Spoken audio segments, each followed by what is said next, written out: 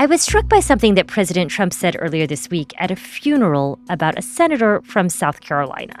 He had unwavering faith in the righteousness of American power and prayer. He was extremely hawkish. I will tell you, he never saw a war that he didn't like.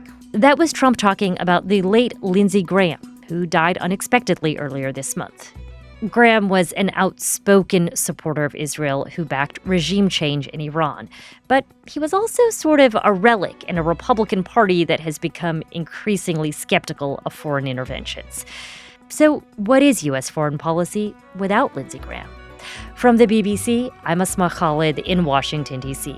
And welcome to The Global Story on YouTube.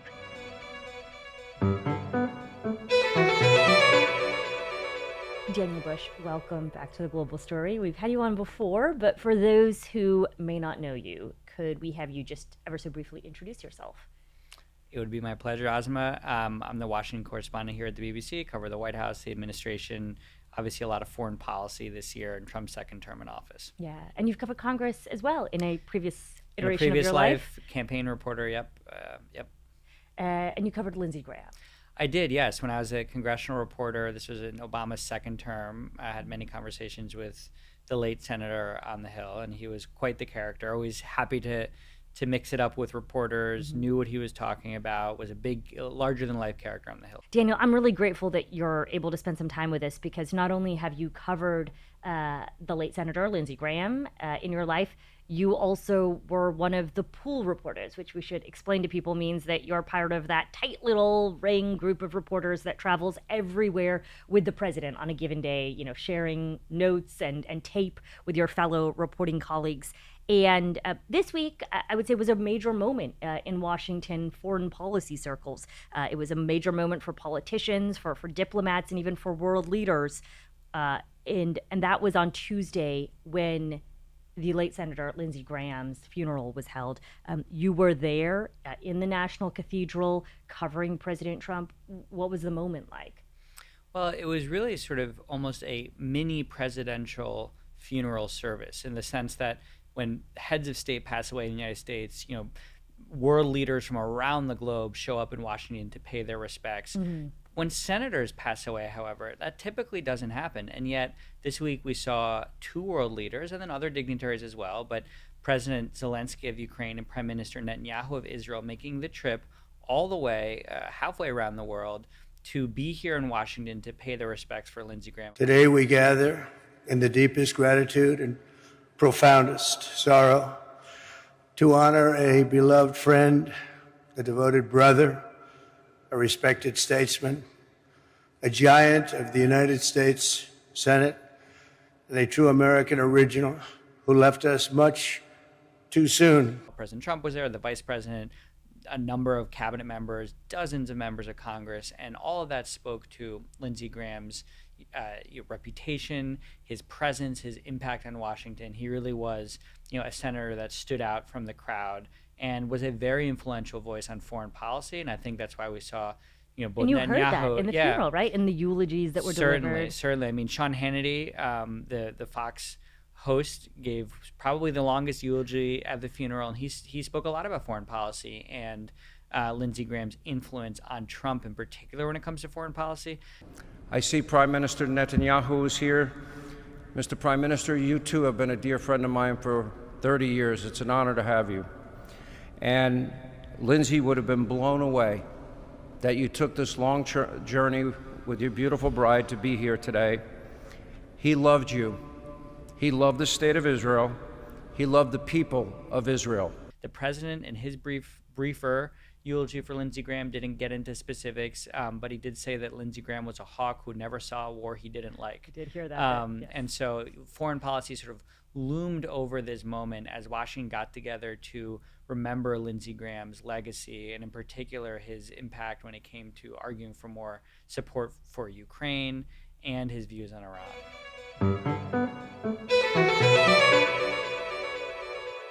We're going to step away from Daniel for a few minutes and we'll come back to him. But first, we want to understand more about Lindsey Graham and how he saw the world and his influence on President Trump's foreign policy. So we're going to turn to Alex Holder. He's a British documentary filmmaker who, for the last 4.5 years, has been following Lindsey Graham around for an upcoming documentary. Alex, welcome to The Global Story. Thanks for taking the time and speaking to us. What was he like, in your view, as a person? He was a very complicated, interesting, he was very funny individual. He had a very interesting relationship, a very close relationship with his staff.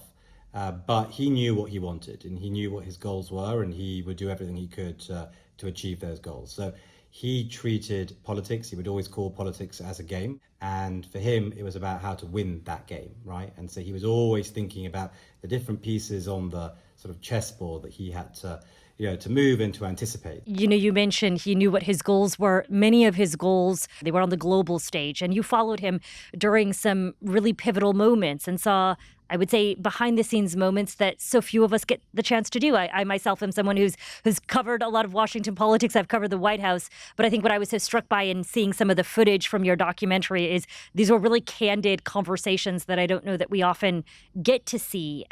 There was this moment that you track when Lindsey Graham is celebrating the start of the Iran war. Virtually everything they have has been knocked out now. Their missile count is going way down. No.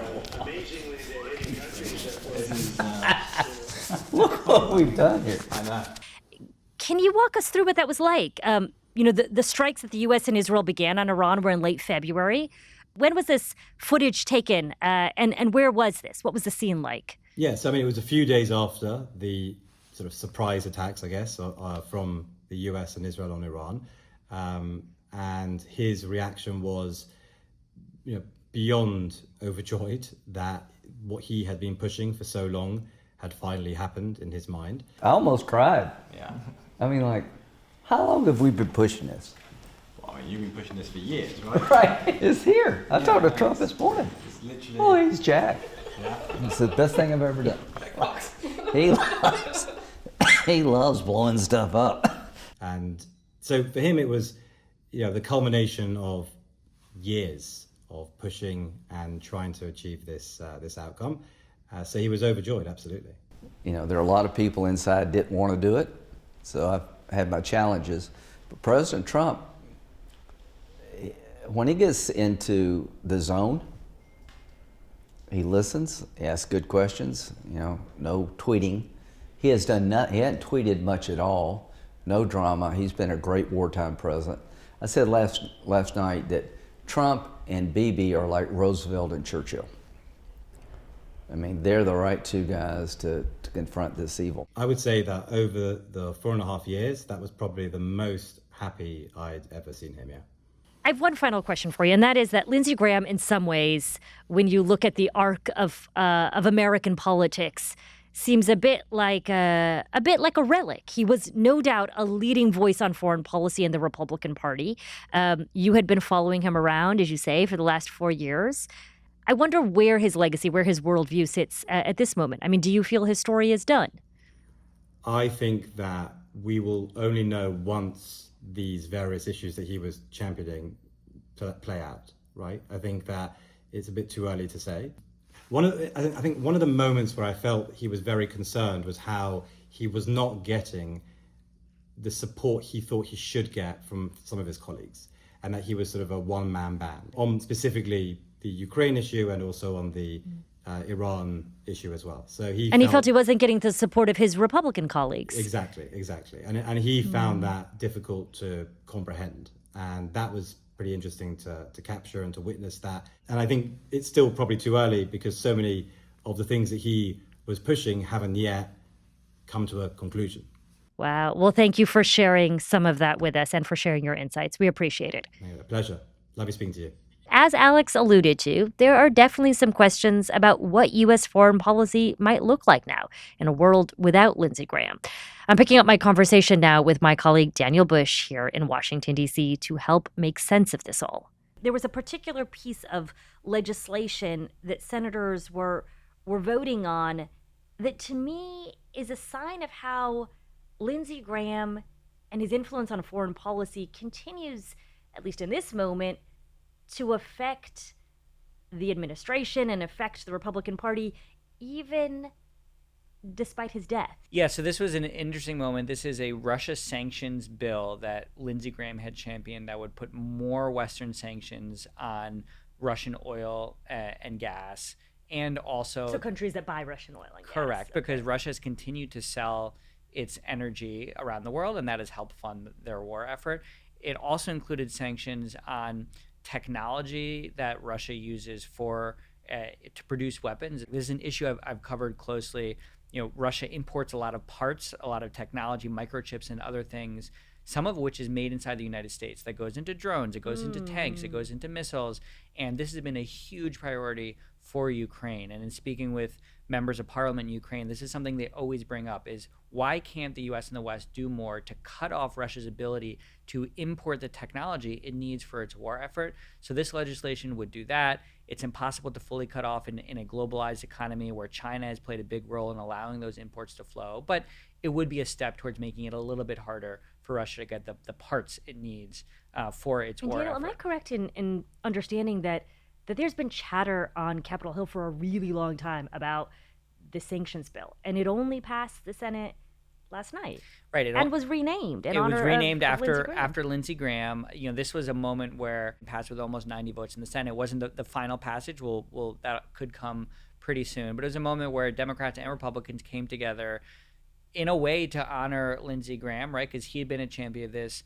It passed, and it was notable also, Asma, because there are fewer and fewer Ukraine champions in the Republican Party, right? And we'll get into this maybe a little bit later in this conversation, but especially when Trump took office for the second time, it solidified the anti-interventionist wing of the party as the core sort of ideological group within the Republican Party. So there are a lot of MAGA supporters out there who do not want the United States entangled in foreign wars, do not want to see taxpayer dollars go to other countries, and there's a dwindling now group of Republicans in Congress. Lindsey Graham was one of the biggest members of this that said, we need to continue to approach foreign policy from a traditional sense of the U.S. helping out its allies around the world, even if there isn't an immediate benefit for America. And so Lindsey Graham was a champion of that with Ukraine, really pushed Donald Trump, again and again and again, not to abandon Zelensky, not to abandon Kiev. And we saw this week Republicans and Democrats coming together and sort of honoring that vision. I mean, I think it's worth pausing on this idea that Lindsey Graham was such a staunch advocate for Ukraine in its war against Russia, because, as you alluded to, this is not a position that's a given in the modern Republican Party. There are many, many Republicans who are skeptics of U.S. support for Ukraine. Can you help us understand why Graham emerged as such an ardent supporter of Ukraine? Well, Graham came from a sort of what we would now call an old school model of politics, which is that politics ends at the water's edge. This idea that America has a unique role in the world as a supporter of human rights, a supporter of democracy, a supporter of its allies, and that's something that Mitch McConnell subscribed to, and other Republicans that are now almost entirely not in Congress. I mean, they've been replaced by more conservative. It was a hawkish strain of the Republican It was a Party. hawkish strain, right, and it's also tied to the war in Iraq, right? Going back, a moment in time when Republicans pushed to build democracy abroad that was deeply criticized, and it led to a complicated war effort that went on for years and years and years, right? So this is not uncontroversial, but this is the position that Lindsey Graham had for years, and again, that Mitch McConnell and other Republicans had, that U.S. had a basic obligation to provide support for its allies abroad, and now there are fewer and fewer Republicans who share that view. Yeah, is there anyone left in the Senate really Not on the Republican not side? a whole lot. There are some, but not a whole lot. And on the other side, you have your Marjorie Taylor Greenes, your Vice President of the United States, J.D. Vance, who was on record before he became Vice President saying Ukraine is not our war, and who was a vocal opponent at times of aid to Ukraine. So that is the ascendant wing of the party, but it speaks to Graham's stature in Washington and the Senate, and in particular his close relationship to President Trump, that the sanctions bill was able to get through, and more broadly that sort of wing of the party that supports Ukraine has not completely gone away. And of course, one of the last things Lindsey Graham did before he passed away suddenly was a trip to Ukraine, which was both symbolic to show his support as one of the more prominent members of the Senate for Ukraine, for Zelensky in particular, and then also to continue the work of the sanctions bill, the Patriot missile defense system. So, the senator going to Ukraine sent a message to the rest of the world that there are still Republicans in Washington and still people close to President Trump who support Kiev. A question that has been on my mind is, with the death of Lindsey Graham, there's a lot of uncertainty about whether that strain of Republican foreign policy still has a place in the current Republican Party, and who might pick up the mantle.